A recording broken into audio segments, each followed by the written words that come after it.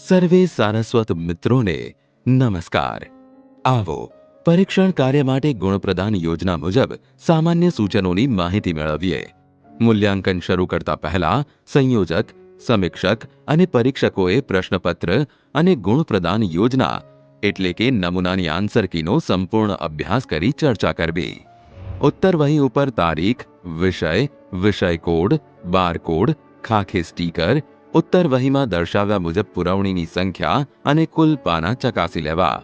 Answer key માત્ર માર્ગદર્શક રૂપરેખા જ છે, તેથી પ્રશ્નને અનુરૂપ સાચી હકીકત સ્વીકારી પરીક્ષણ કાર્ય કરવું। જો વિદ્યાર્થીએ હેતુલક્ષી પ્રશ્નોનો સાચો ઉત્તર અલગ રીતે આપેલ હોય તો તેમને યોગ્ય ગુણ આપવા। જેમ કે બહુ વિકલ્પવાળા પ્રશ્નો ઉત્તરમાં આન્સર કીમાં દર્શાવ્યા મુજબના જવાબ આપવાની અપેક્ષિત રીત સિવાય તે ખરા ખોટાની નિશાની કરે, અંડરલાઇન કરે, વર્તુળ કરે અથવા વિકલ્પ લખે, જવાબ લખે અથવા બંને લખે તો તેમને જવાબ આપવાનો પ્રયાસ ગણીને મૂલ્યાંકન કરવું।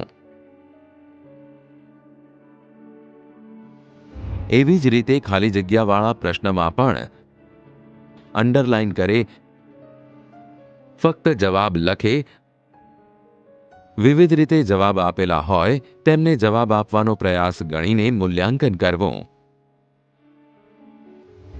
જોડકા જોડવામાં પણ વિદ્યાર્થી અલગ અલગ રીતે જવાબ આપે તો તેમને પણ ધ્યાને લઈને મૂલ્યાંકન કરવું। આ જ રીતે ખરા ખોટા છે તે જણાવવામાં પણ વિદ્યાર્થીઓ પોતાની વિવિધ રીતે જવાબ આપતા હોય છે। ખોટા ઉત્તર માટે ખોટાની નિશાની કરી શૂન્ય ગુણ મૂકવા અને પ્રત્યેક સાચા ઉત્તર માટે ખરાની નિશાની કરી સ્પષ્ટ અને સુવાચ્ય અંગ્રેજી અંકમાં ડાબી બાજુના ઊભા હાંસિયામાં ખૂણાની નિશાની કરીને ગુણાંકન કરવું।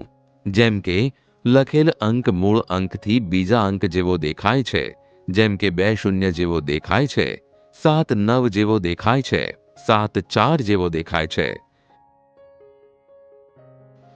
જે પ્રશ્નના ગુણ પૂર્ણાંકમાં ના હોય તેવા ગુણને અપૂર્ણાંકમાં ના લખતા દશાંશ સ્વરૂપમાં લખવા।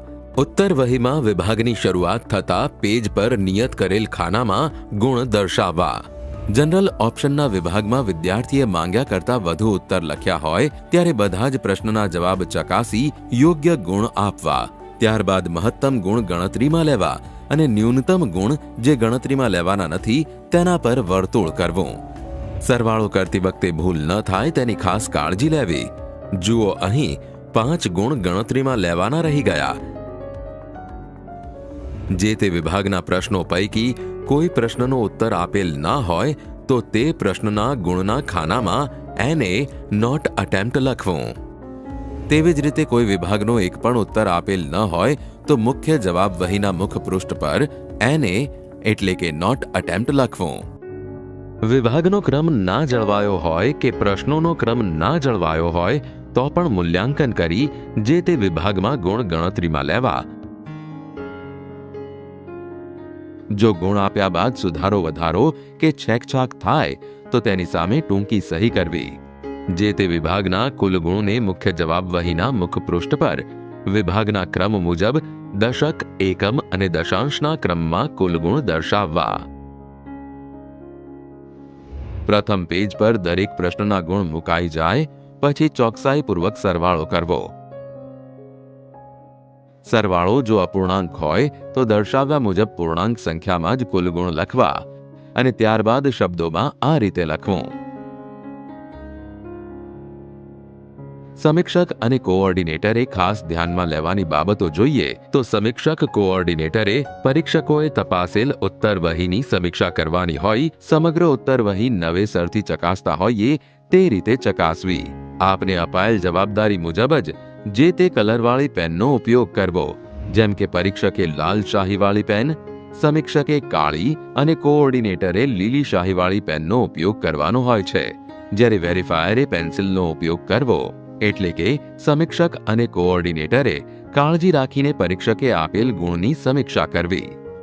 મૂલ્યાંકન કાર્યને ક્ષતિરહિત અને સુગમ બનાવવા મૂલ્યાંકન કાર્ય માટે આપેલ સૂચનો અને પદ્ધતિઓનો અમલ કરીએ।